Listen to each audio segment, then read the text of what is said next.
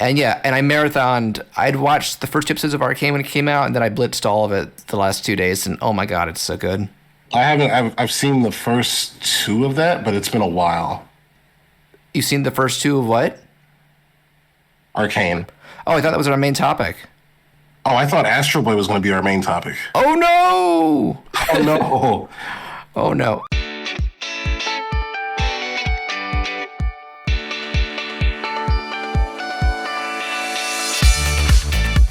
Hey everyone, this is episode 46 of Sketch Watch Play, a pop culture podcast talking movies, TV, cartoons, video games, and everything that comes with those. You can find us on iTunes, Google Podcasts, YouTube, Spotify, and most third-party podcast apps and directories. If you want to stay updated or send us feedback and topic suggestions, you can email us at sketchwatchplay@gmail.com. Follow us on Twitter and Facebook at SketchWatchPlay. Join the Discord server located in episode descriptions. And if you enjoy what you hear, you can support the show by leaving positive reviews on Apple Podcasts and spreading the word to friends, family, social media, and so on. I am John Fleury, and this is going to be an interesting episode because I feel like our main topic is something that has very much hit the public zeitgeist. It is a huge hit on Netflix and in general, but our opening topics are going to get very niche, but that's just how we roll. And rolling with me today is returning guest and fellow animator and geek, Ben Reynolds. Ben, how are you? I'm pretty good and happy to be here. Yep, it was. I'm probably going to include the part of the recording and the aborted recording in your final episode. That's okay with you. This is actually take 2. Yeah, I was actually wondering about that because I was like, man, I feel like we really had a good start to that. We had to stop. Yeah. At least it wasn't. We didn't start recording and then we got through the topics and it was like, wait, something's off. That would have been unfortunate. Yeah, I'm really glad we got to do this again. And getting to marathon Arcane is not the worst job in the world. Oh my god! Well, it's one you get paid for, but it's one you enjoy. Yeah, definitely. I was blown away. Oh, we're gonna have good things to say about this show. Well, actually, I think we're gonna have good things to say about all 3 of today's topics, really. But for those who are new to this show, you've been on for, I believe it was Voltron was the first main topic, the Netflix reboot. Speaking of Netflix, right. Record of Lodoss War, which I really credit you with getting me to finally check that show out. Had a great time. And last year we talked to Isoken, very cool anime. And definitely a fan favorite. I would never do a poll like who was your favorite and see who wins and go like, oh, we placed last. But you're everybody's a favorite of mine, but you're someone who I always enjoy having on because you're one of the only people who does who actually makes their own animations. So yeah, just talking about it. Right. That's one of the things that makes it really interesting for me. Getting to watch it is sort of like picking it apart with my brain. I've heard that on other podcasts by animators where they're like, do you ever get tired just critiquing other animation? And I do that to some degree, but if I ever do it for a living, then I'll probably do it even more. Especially as go ahead. Oh, I said same. Yeah, especially as I'm getting more serious about learning Toon Boom. We talked a little bit about that. That's become like my main animation software for 2D stuff, and it has become like an industry standard. Like I've kind of noticed like we've shifted to a primarily like cutout animation for TV these days in the US. Yeah, I would say, unless I'm mistaken, I'm pretty sure every Western show that's not like hand drawn is like a Toon Boom puppet show. Like every like adult animated show. Yeah, I mean, I'm not just adult though. I mean, I'm talking like I just watched the Cuphead show, and I'm pretty sure that uses cutouts. Just with their moments where they'll still do like some hand drawn flourishes.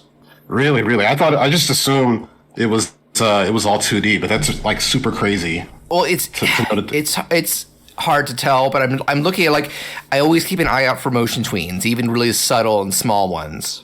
Right. Because that's for those who don't know, like Toon Boom and stuff like Flash is kind of like a shortcut feature. You can like instead of having to redraw a frame, you can kind of keep one the same for a little bit and like slide it or rotate it around. But then you can easily switch between them and even reuse them. That's how I do longer animations because it's time consuming. I mean, it's less time consuming, and I'm guessing the same goes for studio time and budget. So it adds up. Yeah, and I think it's also like a good solution for having like multiple people work on a thing and having everything stay on model. Yes, I actually saw a Twitter thread about a little while ago where people were comparing like some different models of some different shots of Steven from Steven Universe, and somebody who either worked in the industry or at least was smart about it did go into how like when there are shows like that are still traditionally hand drawn, you might be able to, like, if you can identify who does each shot, you might be able to identify like their personal style for certain characters. Yeah, that's definitely the thing I miss. I really like being able to tell who worked on what, and like being able to see their tells and being like, oh, I can tell that's that guy. I do kind of like, I guess like I'm always going to think of the 2000s and early 2010s as kind of visually a high point for 2D digital animation, even though a lot of it was standard def because Flashwood stuff was not as ubiquitous quite yet. But at the same, especially for like TV animation. Sorry about that. Yeah, that's what I'm saying. But like it was more just on the internet back then. But the silver lining is that I think it's given me a bit of a window to eventually do some work professionally. I almost got an interview with the studio recently. They really? did. Yeah, they did say, like, because I'm actually back in school. I don't know if I've said that on the podcast, but I'm doing that and pursuing the animation degree there too. And they said like they were looking for people who had an open wide schedule, but to be in touch about internship, remote stuff. So it's possible that in the future something will happen. That'd be cool. Yeah, that is really cool, especially since they're open to remote. I think that's probably going to be the standard at some point. Yeah, I've seen a lot of talk about work in general continuing a hybrid format post-COVID because it brings with it a lot of advantages for the workers' well-being and even convenience. Yeah, that's actually where I'm at now too. We're at a hybrid work situation. Yep. So I can see that, silver lining to a pandemic is a little more flexibility in the workplace. Yeah. Next, I did want to say, I will just actually ask you first, what are some things you've been working on? And has anything come up since last year? Yeah, last year. Well, like when COVID started, I really wanted to focus on personal projects because I felt like I was doing like a lot of work. Mm-hmm. So one of the things I started doing was I do a virtual life drawing class. Yeah, I saw about that. I'm sorry I couldn't make it yet, but I will try to. Yeah, that's cool. And it's dropping. It's supposed to be like super loose and casual. Because I could never find a drop-in class. That's like my thing. I always want to go to a drop-in class where you just pay $10 and kind of do your own thing without having a lot of like formal instruction or somebody telling you what specifically to do. More fast and loose. Yeah, so I've been trying to recreate that and just do a lot more drawing and art that's disconnected from the work stuff. It's always important to, do things with your own personal flair because doing commissioned to professional work always means it's still cool to do, but you're playing by someone else's rules usually, someone else's templates. Yeah, and it's also fun just to make some like slow art every now and then. Of course. I guess I've been preoccupied working in Toon Boom lately. I need to do more I've done some drawings. Go check out my Instagram, Behon Art, and my Twitter. I do want to say that this marks a little bit of a milestone. I guess I've brought it up occasionally for years on the show since we started, but now I'm trying to push the idea a little more and get more of the listener community involved. And so again, I want to say, if you want to email anything about the show or the topics and industries we cover, that being film, TV, animation, video games, you can either email sketchwatchplay@gmail.com, or you can join my Discord server, Diamond City Nights, which was originally started for the WarioWare collab, but has expanded to talk about just a lot of general pop culture and stuff. This show even has a channel on it. So I'm happy to say that today we have our first ever listener email. And it comes from Hannah Van Wielden. And I want to thank Hannah for her email. And also, I recognize her because she contributed to the Wario collab. She did, this is really cool. She did a bunch of physical, she didn't do, I don't know if she does digital actually. She loves pen and paper, because she posts her personal projects on the server as well. And she did a shot where she hand drew, she did 2 shots where she hand drew dozens of individual frames with like pencil and marker characters and backgrounds. So you can see the background kind of move around because it's like a loose style. And it just looks really cool. That's super incredible, especially for nowadays. I'd be interested how she scanned everything in and kept it registered. Scanned or photographed. Well, the background moves around a little bit, but it was, I think that's part of the style, honestly. But like, she animated the mouth movements, just like keeping track of that without a digital tool is like, Hannah, hats off. Yeah, definitely. Yeah, so here's her question. Hello, I've watched a few episodes of Sketch Watch Play. I was wondering if you have seen the Netflix movie and series Arlo the Alligator Boy and I Heart Arlo. Even though the animation took a step back for the series, I enjoyed both. Netflix has been producing a ton of fun animated goodies lately. I want to know your 2 cents on the Arlo franchise. She also adds, have a great weekend, because this was sent on Saturday. We're recording this on Tuesday, but I did have a great weekend then she sent that, and I will work on the next one being great as well. And sincerely, Hannah Van Wielden. Thank you, Hannah. Now, I asked you about this a little beforehand just to check, Ben. You haven't seen either of these, right?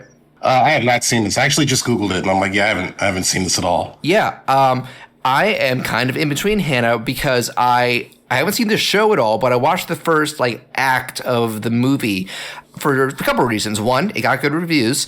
Two, I really like the animation studio that made, I think they did both, Titmouse Inc., who have done a wide variety of stuff. Like, I'm looking at the list, Megas XLR, the Black Dynamite cartoon, Motor City, Big Mouth, Metalocalypse, that's a favorite of mine. And I actually didn't know until now that they've worked on the Animaniacs reboot.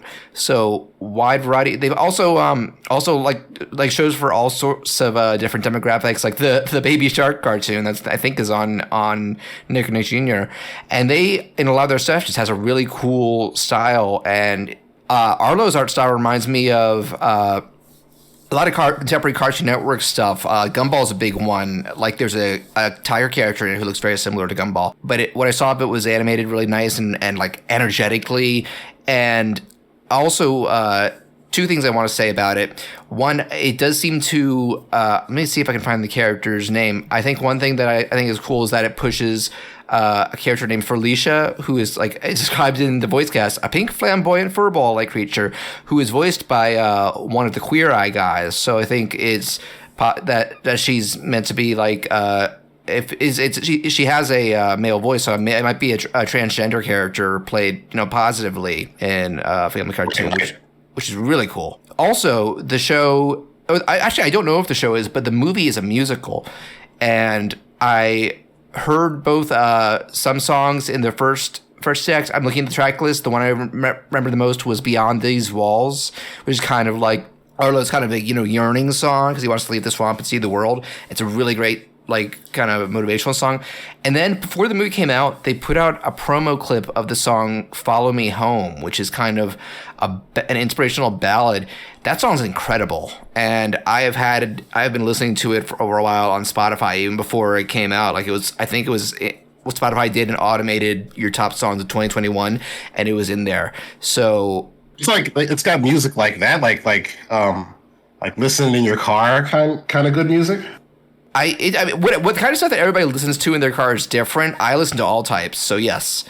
Yeah, I suppose that's subjective. Yes, but I actually did listen to Follow Me Home a couple times while driving. And again, Hannah, I apologize that I can't get into the thing as a whole, both the movie and the show. Or by that I don't mean not for me. By that I mean I just haven't yet. But actually, I think your email might inspire me to go back and at least finish the movie, and then maybe check out the show if I'm itching for more. And I will say an update in the next episode if that happens. But I want to say thank you so much for contacting us and for being the first email. And again, feel free to contact us about titles, stuff we talked about in the past, stuff about the industry as a whole, and we will be happy to respond. So again, thanks. But we have 3 things to get here today. So I guess we're going to, you know what, I'm just realizing, I think we're going to go in order from most obscure to least obscure. That's fine. So often we pick a main topic, but then I ask our guest, both the guest and myself, pick something we've been watching or playing or enjoying recently and do a briefer talk on that. And Ben suggested something that I was happy to cross off my bucket list because this is actually something I'd heard of for years, but been meaning to watch. That being hang on, I'm going to look up the year. Actually, no, I'll just say it's the 80s anime OVA Dragon's Heaven. 1000年も昔の戦争か。なんか気を失いそうな話ね。多分新素材と自動保存機能のおかげで生き延びられたんだと思う。 So Ben, how did you come across this movie? So I've kind of been on a 90s and 80s OVA kick, and I've been like for some reason recently there's been a lot of stuff uploaded to YouTube and like really high quality that's not in print anymore. So I've just been like curating a playlist of stuff to watch. And I think I discovered a YouTube video where someone just talked about the production of this short, and it was so Kenny Lauderdale? I'm pretty sure it might have been. He's great. If it is him, I'm gonna look it up while I talk. But he does a lot of like, what? I don't remember for sure, but I think that might be him. Was it called? Is it the video called "They Drew Every Grain of Sand"? I think that is, yeah. Yep, he did that. And they definitely did. Yeah. Oh, we'll get to that. But yeah, by the way, check out Kenny Lauderdale. He does a lot of like 80s and 90s obscure anime and just these interesting stories. One of my favorites is, let me see if that's still up. Maybe he deleted it, but the Chargeman Ken video. Yeah, now I know for sure that was him. Oh, it might have gotten deleted, but he'll probably bring it back up at some point. That was hilarious because that's like infamously bad anime that broke his brain. But yeah, I do think it's cool because there's a lot of these from that era that I guess were just so obscure or some didn't do well that like they've never bothered to like re-release them even in Japan. Like they're just lost to VHS or if they're lucky Laserdisc. They don't even. Maybe I guess they lost the original materials. Maybe, or they just aren't interested. It can often come down to the distributor just looking at stuff and going like, "Who would buy this?" We went to the trouble of printing or even streaming it. And go ahead. I was going to say the most interesting thing to me is also just like not knowing what to expect, because it seems like they had a lot of money just to do whatever they wanted. And recently I've just been seeing a lot of samey stuff, and it's really cool to just see things I've never seen before. Just being like, I've never expected that. What like wow, you push play on this and it starts with a live action logo and live action animatronic mechs? Yeah, how about that intro? I think I wrote it down. That intro is 6 minutes long. It's nuts. It's like it doesn't really progress the plot, but it is neat to look at. And it's kind of just at first I was like, okay, establish. Oh wait, these things are moving. Oh, they have like finger articulation, and the heads move, and there are lights and individual parts, and it's just like. What you would never see this today. And then did you see the end credits? Is just like the making of that. It's not even the credits. It's like a mini documentary. What? They seemed a lot less interested in the animation and more interested in their giant mech model. Which is a shame because this is like a one of a kind art style. I love the way it looks. Yeah, it's like I guess the best way to describe it is. Not much in the way of conventional shading, but a lot of like little black dots and dashes on top of objects. It's a very intentionally like sketchy and grainy look. I feel like I've seen like comic books that look like it. Really intense line work and like hatching and details in every frame. Yeah, and like it feels like worked. There's a lot of 80s and 90s OVAs that feel like that. Like, do you know about some of like the cultural history behind why those could get so expensive and so out there? I have a very basic understanding. My understanding is that they were like the economy was good and there was more money for production. Yeah, Japan had, I think they called it like a bubble economy from the 80s up to the late 90s. Like they were kind of like king shit of the world financially. And that meant more disposable income. And also you had the format of VHS and Laserdisc just taking off. Like home media was just becoming a thing. And like you could put existing movies and shows on it, yes, but you could also, what about stuff that you could only get by buying the tape, which was a big deal at the time. So investors went to studios and were like, hey, we'll give you a bunch of money. Just give us, it's like Netflix's model now, content, give us content. And it wasn't as overseen. It wasn't as executive tight hold on it, so you got some very like stuff that you wouldn't see otherwise. You got the kind of anime that starts with a 5-minute like model demo. Man, what a time to be alive. Yeah, it's artifacts of a Japan that doesn't exist anymore. And it's funny that I found out about the recession when they mentioned it in Spirited Away. Do you remember that? Right. Yeah, I did hear briefly about the dad is saying, Dad sees like an abandoned area. He's like, oh, after the recession, they must have done this, and that's an early 2000s thing. So he's talking about something a couple years ago. So yeah, you're talking about like them caring more about the models of the plot. Like it's this thing. When it ended, I was like, oh, it's over. What? I thought we were at like the Act 2 mark.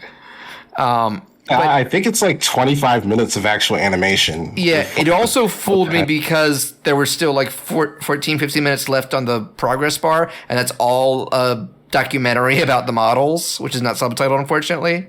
It's like a tactic we use for like student films, where like the teacher is like, your film must be 5 minutes, and it's like 3.5 minutes of credits. Oh, yeah, they were like, fill out the videotape space with something. But I'll just sum up the plot super quick. This, I think it takes place in like the 3000s, because they say something about like, I think they say something about like the 2400s war. It takes place in Brazil technically, but it's all like a desert area by then. So we have this sentient mech named Cheyenne. He's a robot who can be piloted, but he has free will. His pilot dies in a battle during some war, so he shuts down on the battlefield and waits for some other, human to discover him. 1,000 years later, some scavenger named Dikuru comes across him in the desert. And by the way, I looked up the Japanese cast. She's voiced by Videl from Dragon Ball. And wow. Yeah, and wakes this guy up, and coincidentally, enemies are scanning the area, and they're like, oh shit, and they run back to their robot boss. Your enemy's awakened. He comes and fights him and gets blown up, and the girl's very chill about all of it. And then she's like, all right, let's go get some more of this fancy food that you were able to get, and end. I love how chill she is about everything That was a great trait. Like, her life's in danger, and she's just like, okay, let's do this. She's just like, getting a robot? Oh, yeah, okay, whatever. Oh, you're an ancient robot. Oh, you were in the old one. Interesting. I love that they like go to brunch and like have a whole scene where she's eating and he's not, and they're kind of just talking. I think she even says something like, if I help you, will you give me your food? And I'm just like, I don't know if he was going to eat that. I don't know if he could. Right.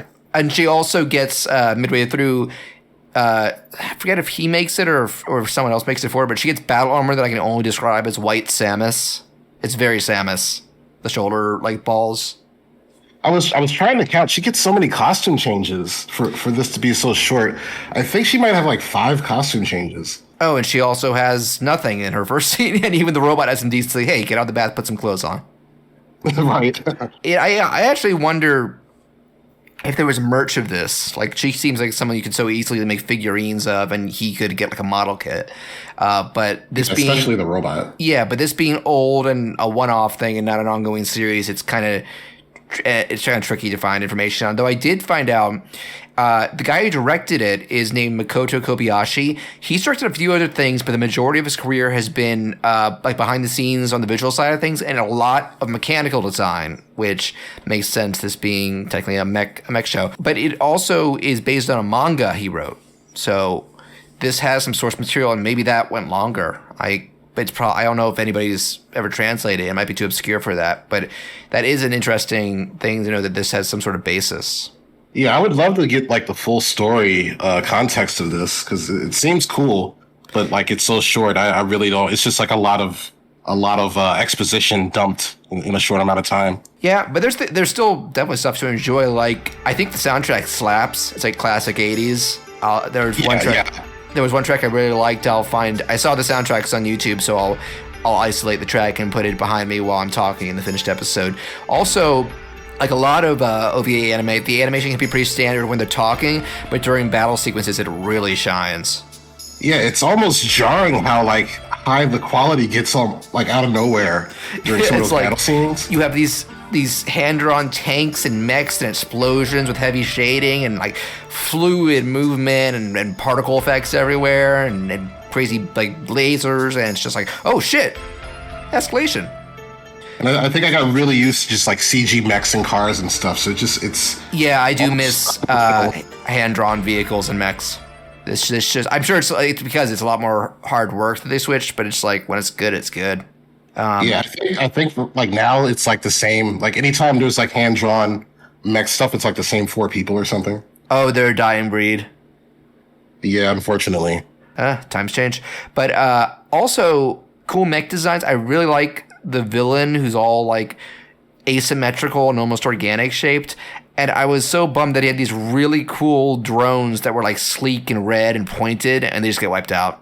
Yeah, I think that's really hilarious. I like his character design and how he's just sort of like a scrawny thing with a cape and like a TV head. Yeah, he's also like comes off as like petty and stuff like that. I think that also adds to how like there's technically battles and death going on, but it mostly outside the intro has a lighthearted feel to it. Like the intro with Cheyenne, you see like the blood of his pilot coming out of the cockpit, and I'm like, oh, this is serious. And then no, not really. Yeah, like the whole overall vibe is pretty chill. I feel like that's kind of like the intended purpose is like just to put it on in the background, maybe. It's the most chill mech battle you'll ever see. It also has one of the best villain death lines I've ever heard. Do you remember what the villain says right before he gets blown up? I don't remember specifically. I'm grateful to have an opponent with such logical reasoning. It's not curse you or no. It's, well, at least I went down to a guy like this. I do remember the bad guy being like, if you shoot me now, you'll blow up this girl. And then, what is his name? Cheyenne, the robot? Yeah. He was just like, she can take it, and then like proceeds to shoot his gun. Yeah, and her armor gets like blown in half, but she's like, oh, hey, good job. Again, it's just it's chill as much as like an explosion and blowing up robots can be. It's like, yeah, we won at the end. Yeah, let's go get some food. It's just like it does kind of feel like the first episode of a show, because you think you would probably be if it was a show, you'd be thinking, okay, and they'll get more serious later, or they'll expand on things later, and it's just like that's it. This is like we got an opportunity to make something, but we couldn't do more. I guess maybe didn't sell well enough, or maybe they moved. I don't know. That's the thing. It's almost like these things are almost like fossils, because so many of them you're not going to get a lot of production in sight because of age and language barrier. Yeah, I would love to get my hand on those on the manga. If I'm sure it's like so obscure. Yeah, I wonder even Japan, like how much copies go for at this point. Like because there's always been tons of manga coming out, but like the ones that don't become mainstream, like as the decades go by, how hard and how expensive does it get to find them? It's like a treasure hunt. Yeah, but it definitely is like a cool time capsule. Yeah, I am fascinated by time capsule stuff like these. I in a way, stuff like Akira is like a time capsule of like the best of 80s anime visually. One of my favorites that I still want to talk on the show eventually. You ever see Robot Carnival? I actually haven't seen that in years. I saw it when it came on Sci-Fi Channel back in the day, and I haven't seen it since then. It is legally on YouTube now in HD. Because that's also what got me started sort of interested in OVAs, is because I was like, I can watch these with my adult brain now and sort of follow what's happening. Oh, yeah. At least the ones that try to make sense. I know there are some that are just like, we're going to be experimental. But yeah, Robot Carnival, stay tuned, people. That's something I've thought about talking for years. And for a while, it was like BitTorrent only, but now Discotech, the heroes of retro anime in the States, put it out on DVD and Blu-ray. Remaster's great and has tons of special features. And if you're cheap, you can also, I believe they or Retro Crush, another retro distributor, somebody has put it up illegally on YouTube. So check it out there. But anything else you want to say about Dragon's Heaven? I don't have much else to say. I wonder how long it took for them to make that. Yeah, I do wonder, like, what was the crew size and budget and deadline like? Was this, like, how much of, like, the pretty visuals came out of genuine blood, sweat, and tears and not just... Because you get the feeling with a lot of these, they aren't as much contractual obligations. Yeah, I wonder how that worked back then. Yeah, it makes me wish I could speak Japanese, so I would reach out to some of the... see if I could find some of the crew and be like, hey, do you remember any of this? Again, fossils. Ask more questions. It leaves more questions than answers. And I guess there's a little bit of that in this next one, but this is on the flip side, because I guess it's pretty obscure over here at this point, but in Japan, this is literally as big as you can get. So I have basically been properly sinking my teeth into the 2003 TV reboot of Astro Boy. 目が覚めたんじゃねトビオいやお前は今生まれたんじゃお前の名前はアトムそうお前はアトムじゃよ So, Ben, to start off, do you have any history with Astro Boy or its creator slash author, Osamu Tezuka? So I don't have a lot of personal history with Astro Boy, but I am familiar with Tezuka and sort of his impact on the industry and stuff. Yep. And before this, the last time I saw Astro Boy was like in college for animation history. Did you watch the black and white version or like the 80s color version? That was the black and white version. Yeah. My history with Tezuka in particular is pretty limited. The only manga of his I really checked out was years ago because he is such a big figure, a lot of his work has been officially localized and printed, and you can find it in bookstores and stuff like that. I got the first volume of Buddha years ago, and the main thing I remember that turned me off, he had a trait that maybe it's culture or maybe it was just personal preference. It really didn't gel with me, where he liked to insert jokes into scenes regardless of how serious they are. I think he must have been a big believer in like having some emotional levity, but he went overboard with it. Yeah, I'm not a fan of that either. I kind of feel like if you're going to have like a dramatic scene, you can't have your cake and eat it too. We actually talked, well, not you and me, but I was on Generation Animation a couple years ago, and we kind of cited this as a great show, but a problem with Full Metal Alchemist Brotherhood. I feel like that's kind of more guilty of that in comparison to the first FMA. Yeah, I think that's a good example. And I feel like it's like I don't know, people don't trust that we can take a sad story or something. I don't know. Which is crazy, because Full Metal Alchemist in all forms is such a dark and emotional show. That's part of the reason people love it. It's like they're undercutting their tone or something. And I get it. I guess they don't want it to be like a depression fest, but I think it's like we get it. We can take it. Yes. And to be fair, I think that Astro Boy and some other stuff, he did a lot of stuff that was more kid-oriented. He did stuff for like all demographics, so there's probably stuff where that works better than in others. So I may check out more of his work someday. But as it is, he's someone who I more respect the legacy and influence of rather than his actual work. Because for those, there are probably people who are, a lot of listeners are kind of like tangentially aware of the idea of Astro Boy for a couple of reasons. So, because it's had various forms through the years and all of them have been localized. I did the original TV, it was an anime, no, sorry, it was a manga first in the 50s and 60s. And then it was one of the very first TV anime like ever. Like, I actually have heard like Tezuka was kind of having to create a lot of rules and production methods as he went along with it. I did watch an episode of the original because Adult Swim aired some back in the day. Being totally honest, I think it's pretty laughable by today's standards. Yeah, it's really hard to go back and look at that stuff. Like, I understand it really did establish a lot of the like the tropes and systems they use in Japanese animation now, but it's kind of hard to watch. The timing is very off. Like, I remember, like, Astro's about to do something, he cuts to the main doctor for, like, half a second, just going, like, Astro, go now! And then he just goes, and I'm like, you didn't need to cut to that guy. And it's also, like, so few, it's very, very, very limited animation. I was going to say, it's like 2-frame run cycles. I know they probably were on a crunch. It's just, well, they learned from it, I'm sure. I'm sure it helped. I'm sure many lessons were learned. Like, Astro walked so everything else could run.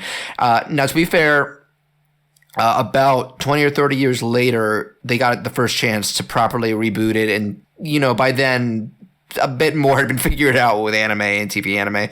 And I don't know if it's still on Netflix, but I watched the first 2 episodes that tell, like, the origin story back then. And I thought it was all right. I didn't think it was anything special. It also doesn't help that, I think a lot of anime dubbing from that era doesn't really hold a candle to how far it's come since then. And the annoying thing is that it's tricky to find any Astro Boy show in the U.S. in its original language. And now the interesting thing is that from what I understand, this was done years later. This was the first one done without Tezuka's involvement. I believe he died in the 80s or 90s. And this was a big deal in Japan because it was done to commemorate the property's 50th anniversary. And that combined with, he does have a very big legacy over there. I've heard people constantly comparison. He is to Japan pop culture what Superman is to the US. So keep that in mind. That makes sense that they really went all out with the production value for this show. Because you were saying to me, like, I sent you some links and you were like, I can't believe how beautiful this looks. Yeah, I'm still sort of flabbergasted. So far from what I've seen, like, there's no drop in quality. Like, every episode looks like a movie. or a movie or an OVA or like it's kind of uncanny like how consistently good this show looks, especially since it's a whole 52 episodes long. It's not like one season of 13 or a mini series, and it's just such a charming and immersive world they come up with this city, with these robot designs, with the plot conflicts and stuff. But oh yeah, me getting back to real quick to history with this, because this did get fully dubbed when it came out. I remember it briefly aired on Kids WB back when that was the thing. I saw bits and pieces of that because I used to set my alarm to watch the Batman, and I think that would come on either before or after it. Same time period of the early 2000s, yeah. Yeah, and I was kind of just like, nah, get this baby cartoon out of here. Yeah, I think it was my impression then was similar to the 80s version where I was like, yeah, it's all right. And then a little while later, it got moved to Toonami, oddly enough. I don't think I even bothered checking out there, or maybe I did, because I remember, because I think, you know how Toonami does their custom intros? Yeah. I do remember this, the one part where like he's charging towards the guy and it's like, get out of the way, robot, no way! And that stuck it. Or maybe that was a commercial. Out of my way, robot! No way! You're advancing much faster than I ever imagined. But I didn't really check it out that much, and I guess nobody else did either because it got canceled before it finished airing. Thankfully, the dub did get later released on DVD and has been often on various streaming sites. Oh, and I'll just say I did watch the CG movie from like a decade ago. It was nothing special. Oh. It was nothing special other than I was surprised that they kept the dark origin story, if you know what I'm talking about. Yeah, I actually couldn't finish that movie. I tried. It's not great. I didn't like it. It's one of those situations where I really wanted to like it because I was excited about what that studio was trying to do, but it was the same good. studio that did the TMNT cartoon, which I thought was great. Right, because they had a whole thing where they wanted to make Gotcha, man. they wanted to bring back like 80s anime and remake them into movies and stuff, but they just like couldn't. Oh, sustain Astro it, I Boy guess. killed them. That movie bombed and they shut their doors. Because they were also supposed to do a Gotcha Ben movie that they had like Yes. a teaser for and everything. Yes, there was a proof of concept teaser for that. Who knows what that would have been. Actually, it came out also, the Studio Magi. This came out after they closed. They pitched a Zelda movie. Oh, wow, man. I wonder what that would have been like. You can see the proof of concept trailer online. There's no dialogue. The character designs are kind of weird. Like they're more Western comic booky, and Ganondorf's like more pretty boy. So really, who knows what that would have been? But Nintendo, you know, not shockingly, was like, no, we're not comfortable doing movies again quite yet. Yeah, I was gonna say I don't think that's ever gonna happen.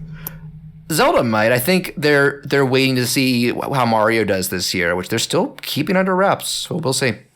Detective Pikachu was pretty good, so anything's possible. I still have to see that.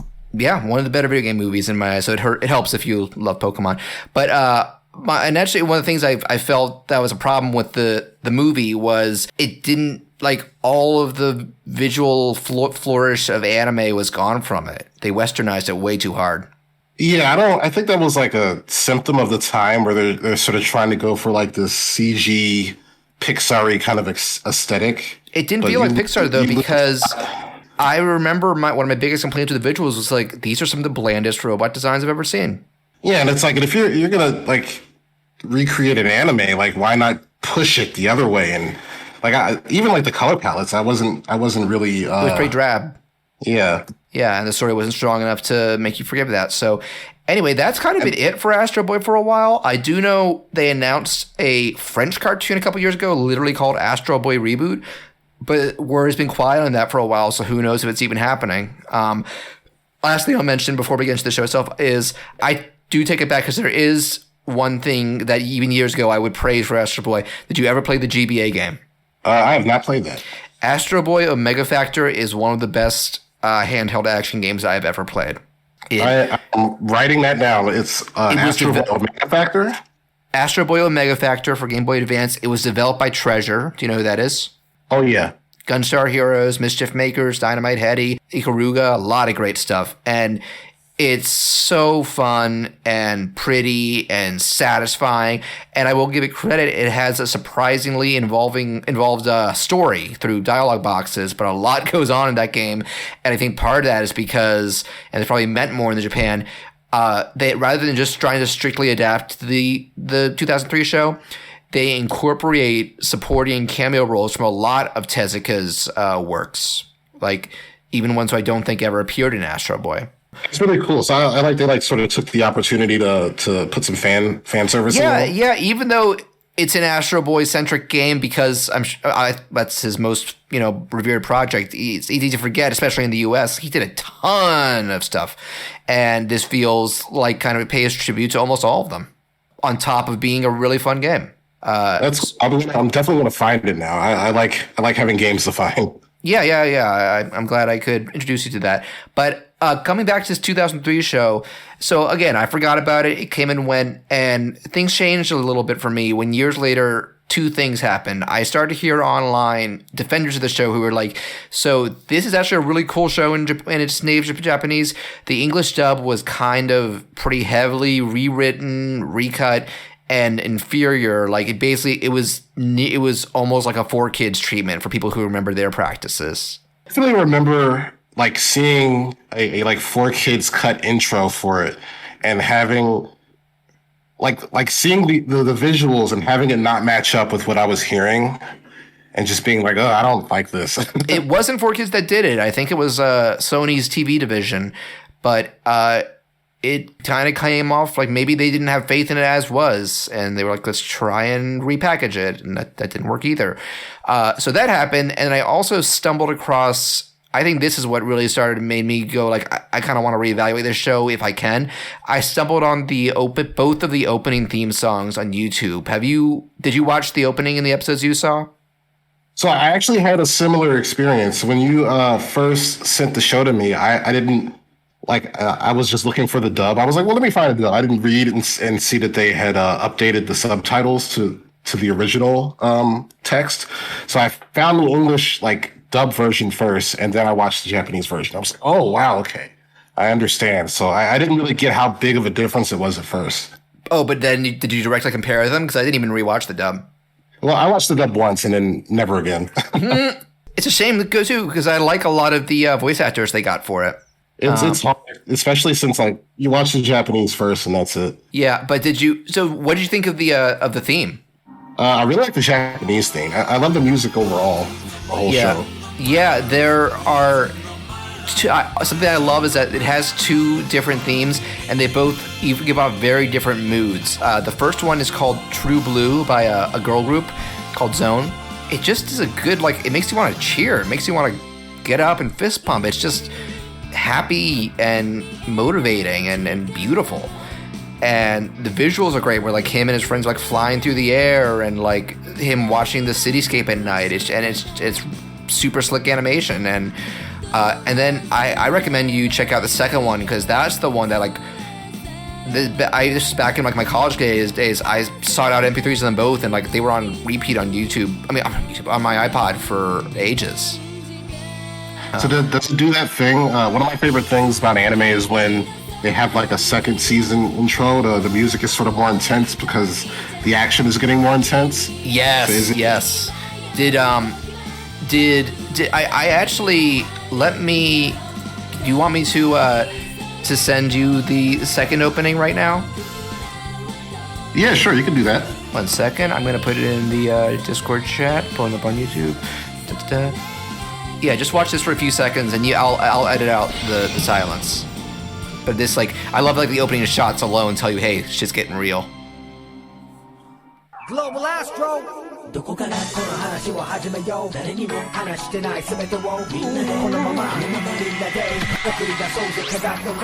Yeah, that's exactly what I was talking about. Yes, I love it. And the song slaps too. Yeah, I love how shiny it is.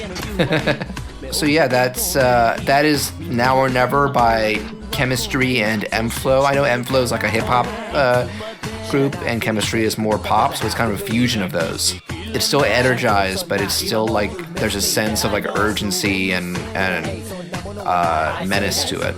It's great. That's why I'm excited to get more into the show. So again, because you combine these, especially if you, I texted you on Twitter the full music video, which is kind of a highlight reel of the show as a whole, and it's just eye candy, man. It's all these cool movements and cool designs and flourishes, and that that combined with what I heard made me start to go like, I really wanted an opportunity to see this subbed and see what I think. And apparently back in the days, somebody did try and start a fan sub, and they literally got a cease and desist from Tezuka's estate.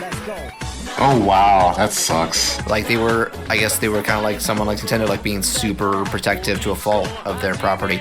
Oh, another remembering. I did find out, and I eBayed years ago a bootleg DVD box set because it said it had subs, and I don't know what happened with this. What I understand is the first half of this series had proper good grammar and that sort of stuff. They must have gotten some different people after that because I checked out a later episode and it was incomprehensible. I've definitely seen that happen before with fan subs where something happened, and I was just like, then why bother? I know this is an ongoing story, but why bother watching it if I know it's, well, shit. Then I just by chance saw some rumblings. I am not going to post links in this episode description or anything. I will say, do a little searching on Twitter and Tumblr. The person who organized this fan sub is sharing it on Google Drive. And I'm about 9 or 10 episodes in, and holy shit, this is a good show. Yeah, I like how serious it is. I was really surprised at how serious it is. There's certainly elements. It's not.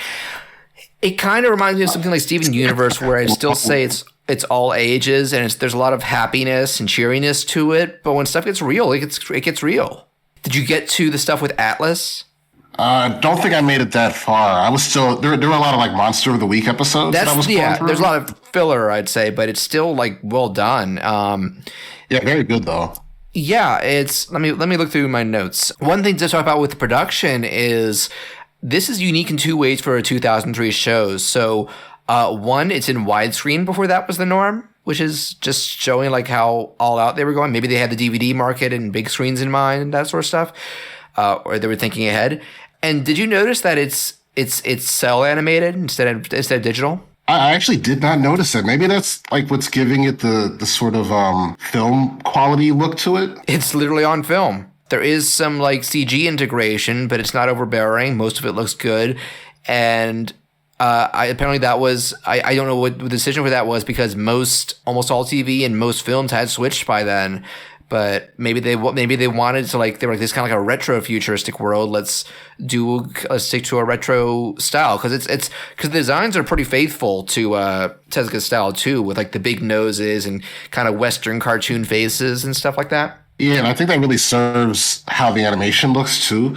It's so, like, I feel like this is like the way the designs were intended to be animated. Yeah, this is like they were waiting for something like worthy of, with the budget worthy of their potential. Right. And same goes for the environments. Like I love this city that he lives in. I'm in the process for Spacious where I'm trying to put together, they live in like a futuristic city. And I think I'm going to add this to the list of influences. Yeah, I love the design. Like they have this big shot where like the city almost is like stacked on top of each other to this point. Mm-hmm. And just like the colors and everything, like, oh, it's really nice to look at. Yeah, and the friendly style kind of expands to the characters because I'd say I would sum up, the show has a big heart that like it proudly displays on its sleeve. And I think nothing shows that more than Astro himself, or Adam as he goes by, because that is his Japanese name, Mighty Adam. I prefer Astro, but whatever. Because he is born with the innocence, curiosity, and optimism of a typical young child. And you notice that he's almost always trying to work out a problem before resorting to violence, unless like he really has to. Yeah, I really like the way they characterize him. They do a good job of really like making you like him a lot. Yeah, apparently this was one of the biggest complaints about the dub rewrite too, because like they would change dialogue and try and make him have a little more attitude and a little harsher and stuff, and people were like, "You're missing the point." They're trying to make him like Sonic the Hedgehog. Yeah, and he is not. There's other stuff like, yeah, it's for such a long show, there are obviously going to be a lot of one-off villain robot encounters, but there are recurring villains that I've seen so far, and there are definitely ongoing plot threads. Most notably, a big rework is Dr. Tenma, because in the originals, he is basically Astro's dad, and they do keep, because Astro has a tragic intro and why he was created. Tenma lost his kid's son in a car crash and decided to create a robot replica, but eventually abandoned him because he wasn't quite the same. And so one thing, my understanding, maybe I was wrong. I always thought that like the original son died, and then Astro Boy was like a separate, I guess, person. He was. In this version, it seems like he's like a resurrected version of he's Tobio in this, right? Yeah, Tobio. Well, actually, in both this and the CG movie, I think they talk about using genetic technology so that he has Tobio's memories and doesn't even realize he's like a double. Oh, okay. So it's a little column A, little column B. Then the idea here is that Astro. I actually watched the episode with Atlas is where they finally explain things with Tenma to him, and I forget why. I think Tenma does abandon the project, and then Astro's body is found, and his memory is wiped by this other, more friendly doctor to try and better. Because the idea is that he's the first robot with total free will in this world, and they're hoping that can lead to advancements in both technology and human-robot relations. And that leads into, I know the bigger conflict is, you actually get a recurring villain in the first episodes who they say is part of an extremist anti-robot group, who sees them as the threat and as an equal and stuff. And this leads into, I know that there's a character called the Blue Knight later on, you can see him in the second intro, who tries to lead a robot revolution seeking independence, and it possibly leads to war that Astro has to try and prevent. So, again, it tackles some heavy topics.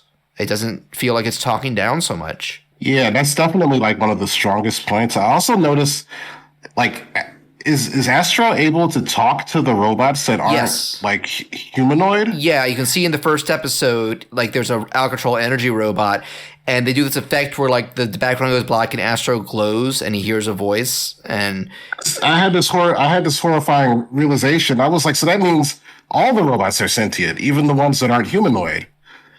Yeah, I guess they're just.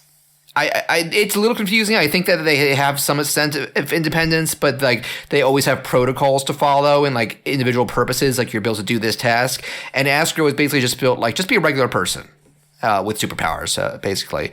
And yeah, and they probably get into that more. Like, there's definitely episodes that touch on like there are already people who view their robots as family and good friends and are heartbroken if something happens to them. So it's an interesting world. It's the original Detroit Become Human.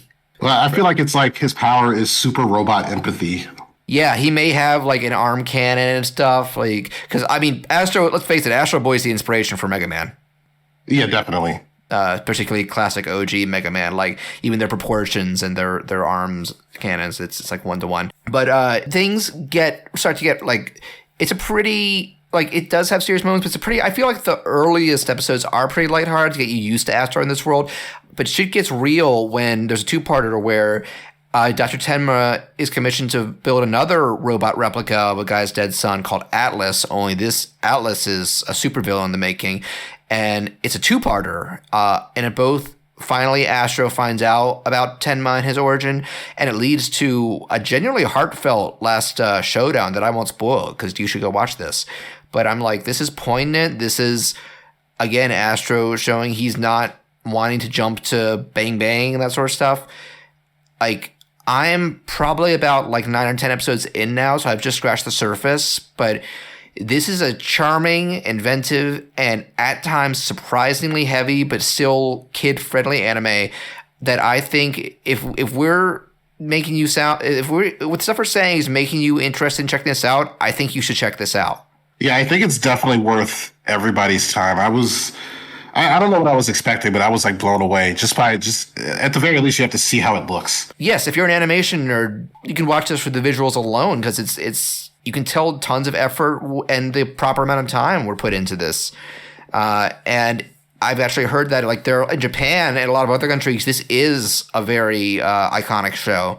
And I guess because of how we handled it, we missed out. I cannot believe we let that slip under the radar. Well, I'm saying like the localization didn't help. Yeah.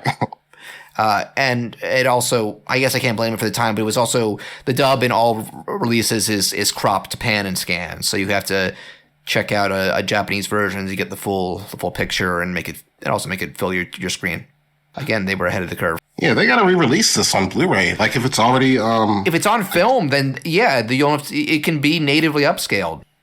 Yeah, it's like, what are they waiting on? Yeah, maybe it has been in Japan, but let me just Google Astro Boy 2003 Japanese Blu-ray, because maybe they're waiting for his next like decade's anniversary. Let's see. Oh yeah, that does make sense. Yeah. No, it's a different thing. It might not be on Blu-ray yet. Wow. I can understand it in the States, but in Japan, yeah. Oh, and I did just see something I'll remember. Actually, do you know what my go-to thing for Astro Boy was before I watched this show? What's that? Did you ever watch Freakazoid? I really didn't watch Freakazoid back in the day. That was one of those shows I missed. Like I didn't like it. It's just like I missed out on it. That's one of our earliest episodes. One of my favorite childhood shows.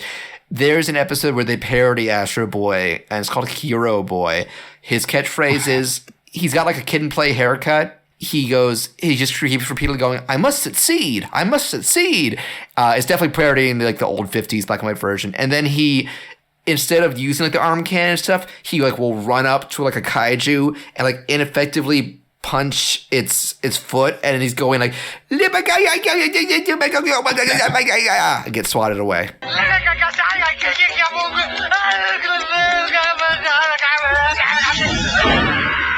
I gotta check that out. Oh, Freakazoid is a treasure. That's another.